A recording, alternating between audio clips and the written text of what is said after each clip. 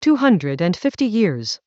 A commemoration of the 4th of September, 1776, in the valley of the Pigeon River, Haywood County, North Carolina. From the Institute of Natural Philosophy, Indigenous Mound Research Center. Garden Creek lies in Haywood County, North Carolina, about 2 miles southwest of Canton, on a terrace above the Pigeon River where the mountains open into both homeland. 3 mounds stand on that ground. They are far older than the anniversary this film marks. The people who raised them were building here for centuries before any European army came up the valley, and their descendants are here still. The year 1776 is not the beginning of Garden Creek. It is 1 September in a much longer occupation, and it is remembered because it was violent. On the 4th of September, 1776, the column commanded by General Griffith Rutherford crossed the Pigeon River. The North Carolina Office of Archives and History places that crossing at the confluence of the East and West Forks. 250 years later, that is the anniversary that falls. The strongest locator for that crossing is not a narrative. It is a land patent. North Carolina Land Grant Number 1260, issued to John and Joseph McDowell on the 27th of November, 1789, describes 320 acres on the Pigeon River, and I give the instrument's own words, about 3 miles down the river below where Rutherford's army crossed, including some Indian town houses. A state patent written 13 years after the campaign fixes the ford without depending on any memoir. It calls close to within 3% of the stated acreage, which means the tract can be plotted on the ground today. That tract passed in time to the Platt family, and it carries the Garden Creek Mounds. In 1916, George G. Hay published a measured plan of 3 mounds on the Platt Farms, 2 miles southwest of Canton. Hay recorded that the westernmost had been opened in 1880 by Man S. Valentine of Richmond. The deed language and the archaeology are describing the same ground. One correction belongs in any commemoration that means to be accurate. The Webb-Auld fight of the 19th of September, 1776, was Colonel Andrew Williamson's column, not Rutherford's. The error traces to David L. Twain in 1867 and was repeated by James Mooney. 150 years of repetition does not make it so. What happened in the valley has lately become testable rather than arguable. The research laboratories of archaeology at Chapel Hill hold more than 13,000 catalogued items from Garden Creek Mound Number 1. Among them, more than 30,000 pieces of burned wall clay. A box of charred structural beams. 10 lots of charred corn, including 1 cob with the kernels still attached. Lead shot. And a fused clinker lying within a deposit of ash and charcoal. A radiocarbon determination from the mound, 205 plus or minus 65 years, before present, bracket 1776. In 1833, a veteran named Robert Rankin swore that at Big Pigeon River his company burnt the huts and destroyed the corn. Both nouns of that sentence now have physical correlates in a federal repository, 3 miles below the ford the deed describes. Whether they belong to the same event is a question that radiocarbon and a thin section can answer. Neither has yet been asked. That is the ground. What follows is the record, how the material history of this valley was gathered, paid for, labeled, and in places lost.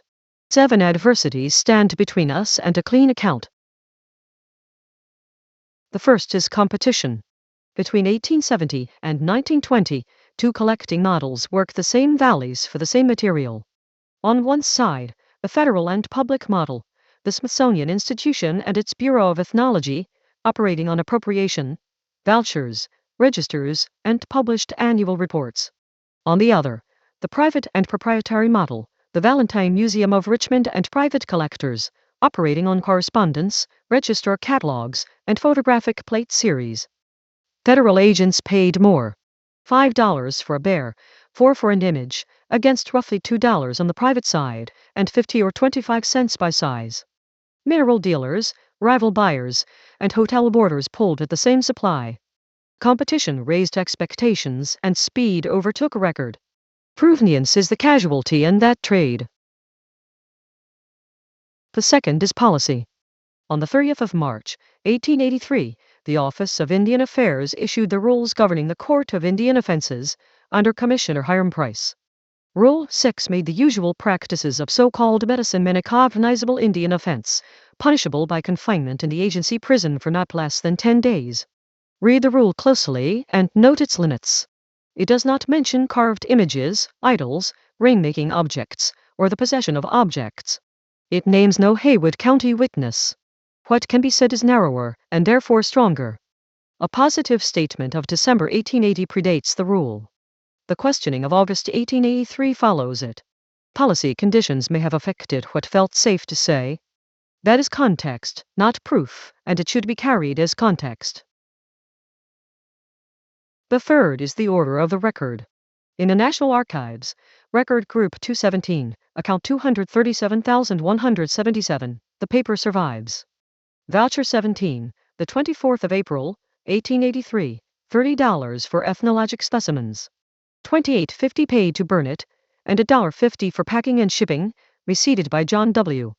Emmert and certified by Cyrus Thomas as ethnologist.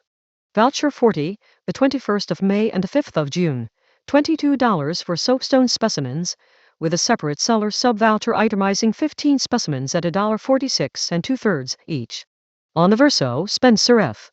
Baird certified that the articles had been received, that they were necessary for ethnologic researches, and that the prices paid were just and reasonable. The abstract of disbursements carries the signature of J. D. McChesney. The first auditor certified examination and adjustment on the 26th of July, recorded on the 27th, with comptroller action on the 31st. These signatures verify payment, receipt, date, and roll. They do not, by themselves, verify prehistoric manufacture or the authenticity of any object. That distinction is the whole discipline. The fourth is procured silence. Official correspondence of the 3rd of June, 1887, records an officer asking whether it was important to omit mention of the circumstances under which the articles were obtained. In a statement of the 10th of April, 1892, D. G. Valentine recorded that Emmert had promised the parties who manufactured objects that their names should not be made public. There is a difference between silence as absence and silence by agreement. The first may be nothing more than limited knowledge. The second is a record shaped by private promise. And the rule must run symmetrically. If names are withheld, they are withheld for buyer, middleman, and maker alike. The fifth is the collapse of record integrity, and here we have the document itself. On the 3rd of February, 1922, Neil M. Judd, curator of American archaeology, wrote to Dr. Ho that in attempting to bring some sort of order to the older records of the division, he had encountered a series of accessions that seemed well-nigh hopeless. 5 accessions, all received from the Bureau of American Ethnology. 13,652, 669 specimens from mounds. 13,791, about 2,000 stone implements. 13,948, 108 specimens. 14,009, human bones from mounds in the United States, collected during 1883. And 14,255, 362 specimens. Judd recommended that the first 4 be cancelled and all their material recorded under accession 14,255. The memorandum was endorsed recommended, stamped the 4th of February, 1922, and annotated, change in records made. The sixth is the label. An evidentiary question, is this object ancient, modern, or inauthentic, was answered once with a word, and the word hardened into a permanent designation. Fake. Imitation. Bogus. Fraudulent antiquity. Across decades the term traveled from collector estate, to regional museum, to state museum, to university museum, copied forward into each new record. Institutions retained the objects rather than risk future confusion or obligation. In 1963 a curator counseled that such objects should never be sold, even as fakes, because buyers who later learned the truth would bring them back to museums with demands for explanations. The consequence is that the label outlived the evidence that produced it. A term inherited is not a judgment made. The seventh concerns records that touch the dead, and it is the one place in this account where I will say less rather than more. Of the 5 accessions Judd consolidated, only one was described without a specimen count. The one identified as human bones. cancellation and consolidation are administrative tidying. Their effect here was to remove specific identification and context from the accession record. What is at stake is not a discovery to be announced. It is legibility, stewardship, and the order of operations. Consultation with the Eastern Band of Cherokee Indians Tribal Historic Preservation Office precedes any public identification of burial-associated material from this region. That is a standing rule of this research register, and it governs here. So this is what 250 years looks like from the Pigeon Valley. A deed that still locates a ford. A mound with burned clay, charred beans, corn, and lead shot in a federal repository. A radiocarbon date that brackets the year. A paper trail of vouchers, certifications, and settlements, honest about what it proves and what it does not. And a record thinned by competition, by policy, by secrecy, by consolidation, and by one careless word repeated for a century. Commemoration is not celebration. The 4th of September, 1776, was a day of burning in a Cherokee Valley, and the people whose town stood there have descendants who are owed the first word about what remains. What we can offer on the anniversary is accuracy. A plotted tract. A graded finding. A named falsifier. And a question put in a format can be answered. Institute of Natural Philosophy, Indigenous Mound Research Center.